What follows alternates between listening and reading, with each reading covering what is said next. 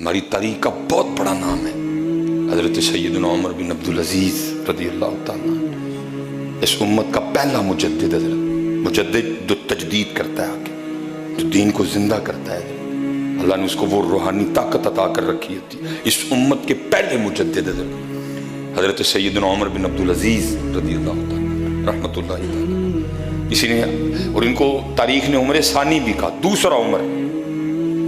اتنی باکمال شخصیت تھی حضرت، ایسا زبردست لیڈر تھا حضرت۔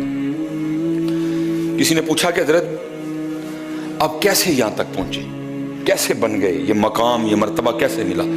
آپ نے فرمایا میرے والد اور میرے استاد کی وجہ سے۔ اس کی حضور وہ کیسے؟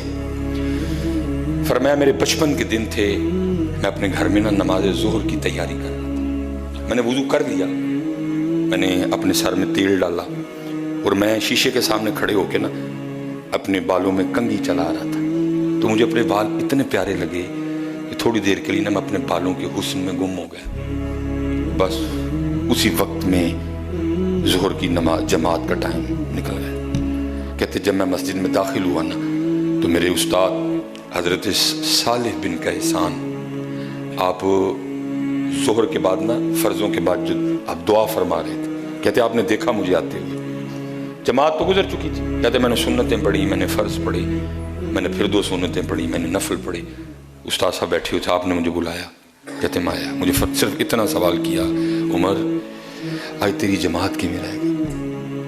اور حضرت یہ نہیں سمجھنا کہ ایک محلے دے کسی غریب منڈے دا پتر ہے، کسی غریب سے شخص کا بیٹا ہے، نہیں، آپ اس وقت مصر کے گورنر کے پتر تھے حضرت۔ اور اس دور میں حضرت جی جو گورنر کی پوزیشن ہوتی تھی وہ مالک ہوتا تھا شہر کا، اور مصر کے گورنر تھے اس وقت۔ آپ کے والد گرامی مصر کے گورنر کا پتر، جماعت کی میں رہ گئی۔ اب آگے سرچ کرتے میں نے عرض کیا استاد جی سر سے تیل پایا، وہ میں شیشے کے سامنے کھڑے ہو کے وہ سر میں کنگھی کر رہا تھا، وہ بال اتنے پیارے لگے، میں بالوں کے حسن میں کھو گیا، جماعت رہ گئی۔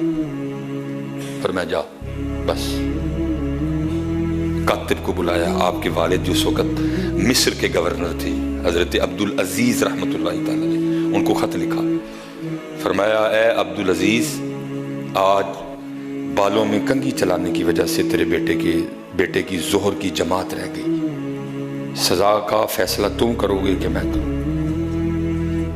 خط باپ تک گیا، باپ خوش ہوا، رویا بھی، یا اللہ میرے بیٹے کو ایسا اعلیٰ استاد عطا کیا تم، جس کو میرے بیٹے کی تربیت کے حوالے سے اتنی فکر بھی ہے کہ اس کی جماعت کیوں رہ گئی۔ آپ نے پہلے آپ کے استاد کا شکریہ ادا کیا جو واپس خط آیا، اس میں آپ نے پھر لکھا، آپ نے فرمایا جماعت رہ گئی بالوں میں کنگھی ہونے کی وجہ سے، تو پھر اس کی سزا یہ ہے کہ اس کی ٹینٹ کروا دو، نہ رہیں گے بال، نہ چلے گی سر پہ کنگھی اور نہ چھوٹے گی جماعت۔ آپ فرماتے اس والد اور استاد کی وجہ سے میں عمر سے عمر ثانی بن گیا، اس استاد اور اس والد کی وجہ سے میں یہاں سے وہاں سے یہاں تک آ گیا۔ ہمیں اپنا رول پلے کرنا، اور حضرت جی بالکل نہ چکو، اپنے بچیاں نوں بہ کے دسو پتر ایتھے ایتھے ساڈے کولوں اے غلطی ہوئی تاں ساڈا پاکستان پیچھے رہ گیا، پتر اوڈی اسی بنانی تھی، مرسڈیز اسی بنانی تھی، بس پتر ساڈے کولوں اے غلطیاں ہو گئی، منو یار اپنی غلطی، نہ ساریاں عمران خان تے نواز شریف تے پاؤ، نہ ساریاں زرداری تے پاؤ، منی انہوں اپنی خدا دا واسطہ جی ہاتھ جوڑ کے اپنی اولاداں نوں دسو کہ ایتھے ایتھے ساڈے کولوں پترو ہے بچیوں غلطیاں ہوئیں، اسی ایتھے ایتھے اپنا رول پلے نہیں کیتا تاں اج پاکستان پیچھے رہ گیا۔ میں نے کہا نا میں عمرے سے بعد دل جلتا ہے جی، جتیاں لواندے نے، شراباں لواندے نے، انگوٹھیاں لواندے نے، پھر حیران کن بات ہے جی میں جب وہاں گیا انہوں نے اتروائی نہیں، کیوں بولا کیوں؟ کیونکہ ہم مانگنے والے ہیں، اسی سعودیہ دے پیسے دینے ہیں، تاں ساڑے نال انج کرتے ہیں۔ یو کے والے نے لوائیاں جوتی میری کو بڑا عمرہ کر رکھا تھا، میری ٹنڈ تھی حضرت، اللہ مجھے پتا تھا منوسوں نے جوتیاں اتروانی ہیں، میں نے پہلے کینچی پہنی ہوئی تھی، انہیں بھی لوائی میری، اللہ میں مشین سے گزرا ہوں، مشین نے مجھے کلیئر کیا حضرت، پھر کیوں بلا؟ کیونکہ ہم مانگنے والے ہیں۔ मांगने वालों की कोई इज्जत नहीं। जितने पुत्र प्यो बैठे दे भाजी दसो अपने बच्चे पुत्र इत्थे इत्थे मेरे को है गलती हुई, साडा पाकिस्तान पीछे रह गया। देखो ना, जिसको मोहम्मद और अली ने बनाया उसको पीछे रहना चाहिए था। जिसको मोहम्मद और अली ने बनाया हो उसको पीछे रहना चाहिए था। मनिए सारे अपनी अपनी गलतियां और अपने बच्चों को बताओ कि फुला फुला जगह हमसे ये गलतियां हुई, इसलिए हमारा पाकिस्तान इतना पीछे है। इंशाअल्लाह मैं उसे कह के आया हूँ यूके विच, मैं उन्होंने कह के आया, मैंने कहा पता नहीं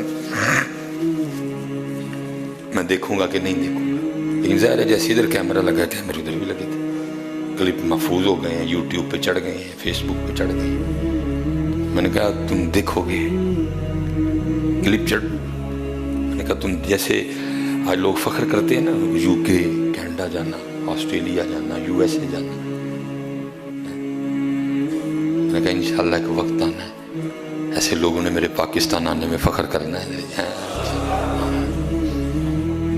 मैंने पता नहीं देखना नहीं देखा, लेकिन आने का जरूर आएगा जरूर। और मैं क्योंकि अब हो के आया हूँ, ये याद रखना जो प्रदेश में बैठे हैं वो भी कोई इतने खुश नहीं बैठे। मैंने देखा है आज भी जितने प्रदेश वाले हैं इनका दिल अपने पाकिस्तान की मोहब्बत में धड़कता है। क्या करें, हालात आपके सामने, लेकिन इंशाअल्लाह ज़रा जी वक्त आएगा अल्लाह के फजल कि जैसे लोग फ़ख्र से बताते हैं ना, मैं उत्थे गया था, लोग फ़ख्र महसूस किया करेंगे पाकिस्तान आने में। 90,000 बेटियों की इज्जतें लुटी हैं, 50 लाख शहादतें ज़ाया तो नहीं जाए। बस ये है कि पुत्र मकसद बना।